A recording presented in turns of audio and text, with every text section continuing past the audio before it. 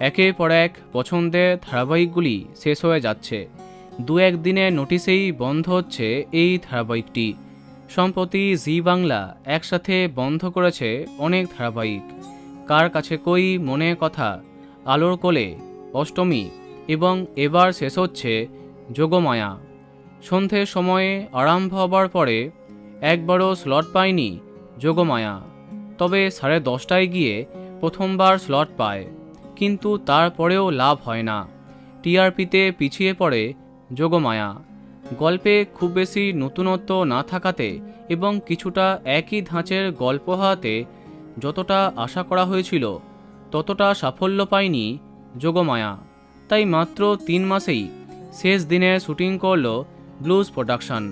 হ্যাঁ, গতকালকেই দাসানি 2 স্টুডিওতে শেষ দিনের মতো শুটিং হলো যোগমায়া ধারাবাহিকের।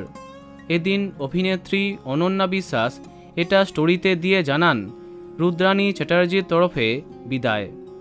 শেষ দিনে সবার মন খারাপ হয়ে গেল। এত তাড়াতাড়ি যোগমায়া শেষ হবে কেউ ভাবতে পারেনি। একসাথে অনেক ছবি তুললেন তারা। জানা যাচ্ছে সামনের সপ্তাহেই লাস্ট এপিসোড দেখা যাবে যোগমায়া ধারাবাহিকের। তার পরিবর্তে আসছে একটি জনপ্রিয় প্রোডাকশনের ধারাবাহিক। তো বন্ধুরা, কে কে মিস করবে কমেন্টে জানাতে পারো।